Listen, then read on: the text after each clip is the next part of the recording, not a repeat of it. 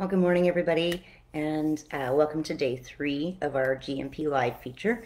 Today, we are going to talk about the first of the P's. There's several P's that we're going to be discussing throughout the sessions that we're going through here. But the first of them is places, otherwise known as premises. Just to give you a little rundown, the additional ones are we've got places, people, premises, processes, products, and procedures. So there's a lot of P's that we're going to be going through.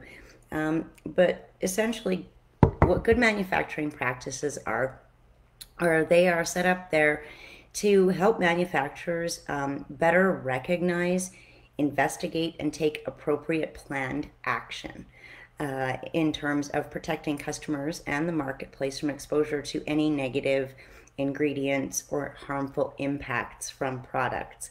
So today, like I said, we're going to talk about premises. It delves into, it's quite lengthy. There's not a lot of time in these short little videos. This is kind of just to get your feet wet with it, but so the intent of the premises is that it should be designed and constructed in a way that permits you to manufacture within a clean, orderly, sanitary environment.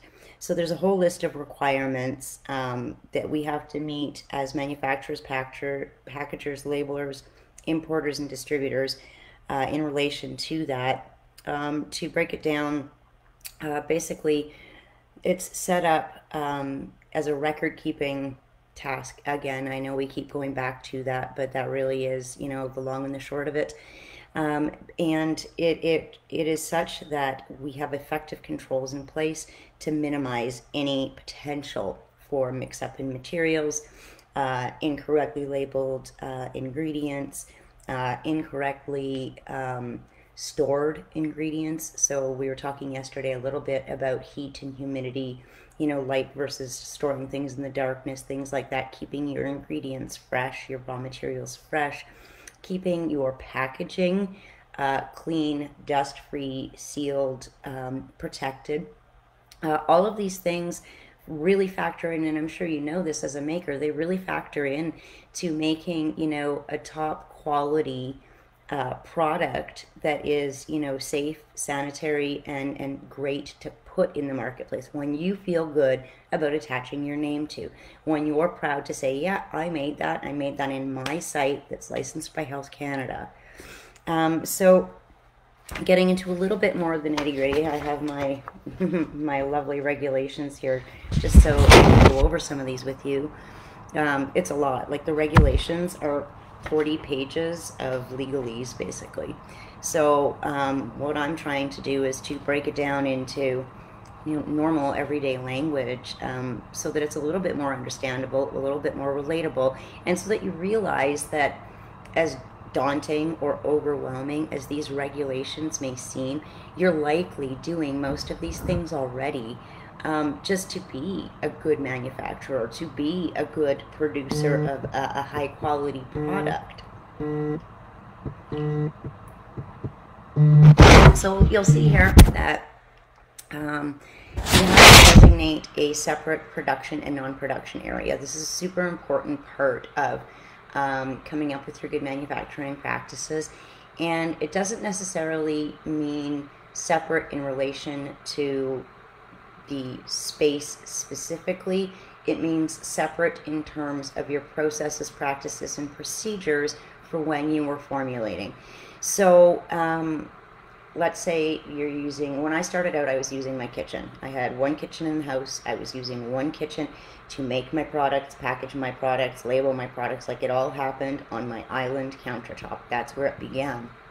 And, you know, so I had a process in place that every single time I was going to do this, you know, I made sure that I did all of my cleaning first in advance. And I don't mean just like a standard normal I'm living here cleaning. I mean, I had an alcohol spray that everything got washed down with.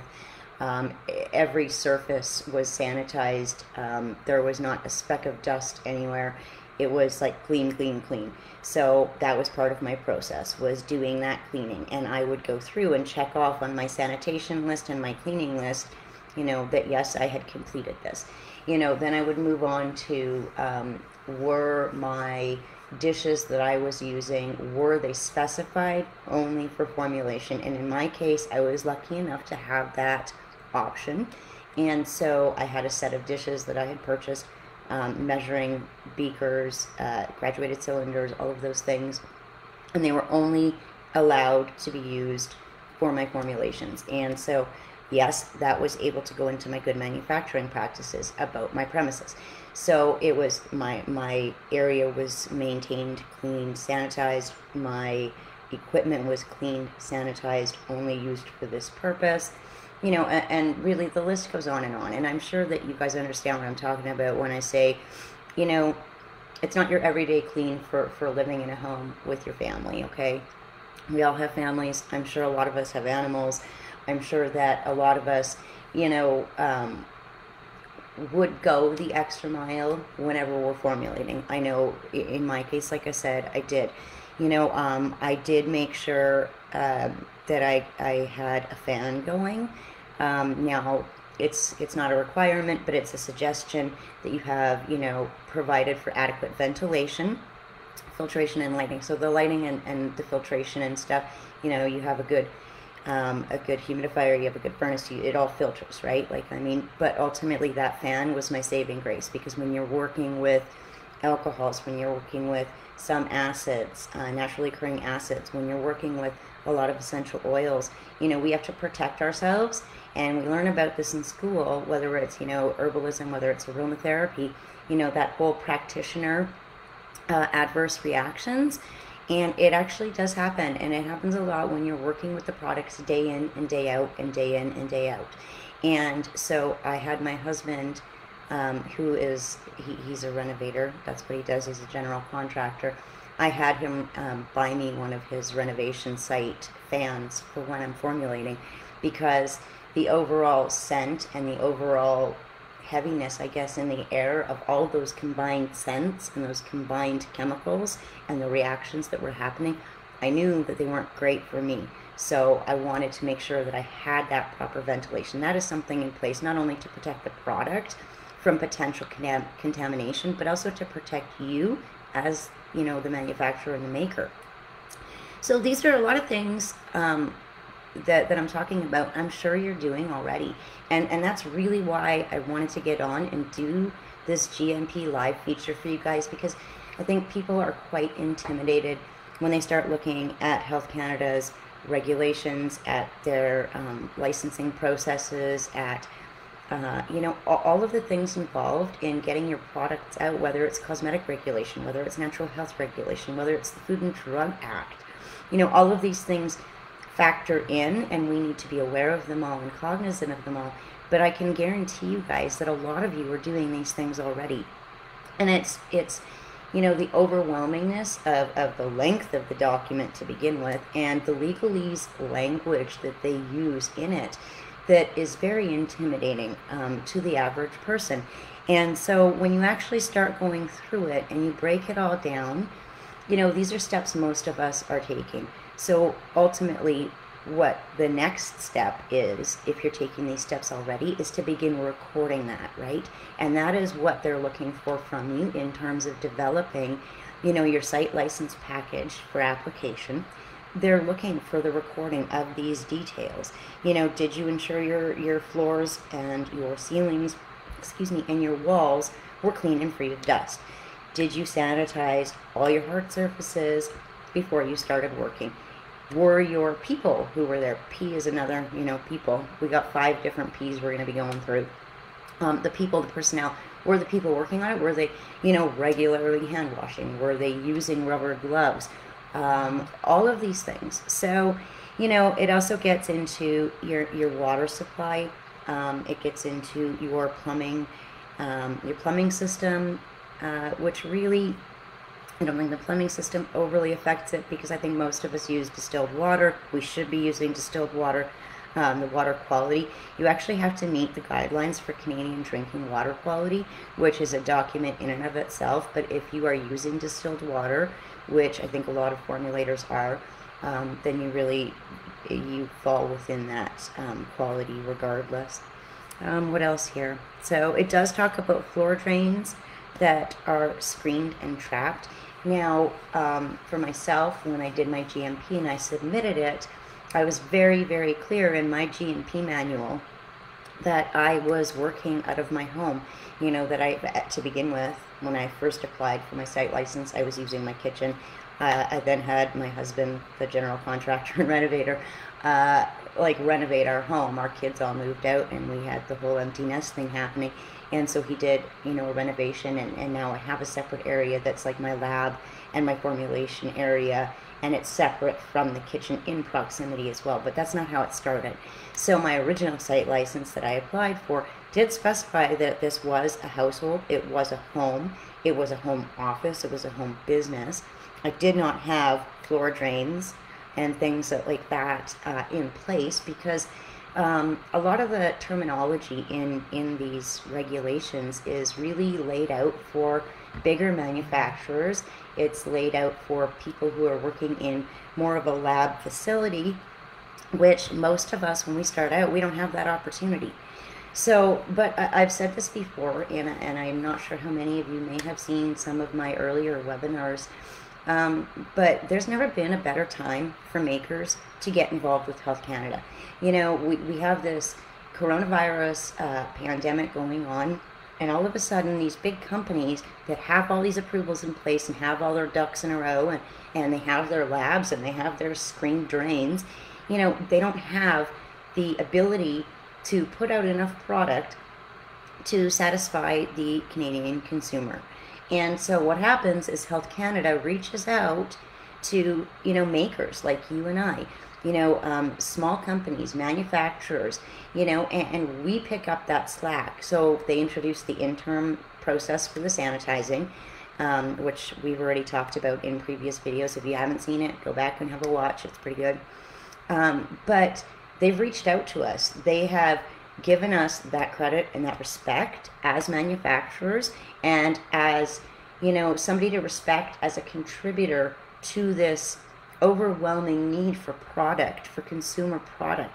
So there's number one, there's never been a better time to get involved with Health Canada because of coronavirus, in all honesty.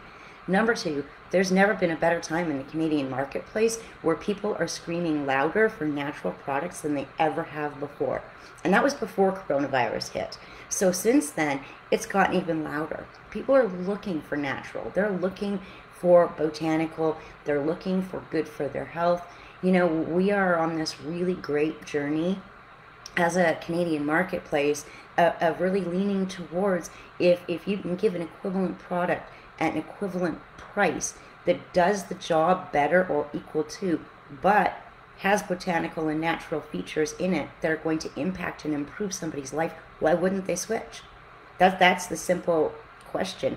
If you can meet all those parameters, what would stop them?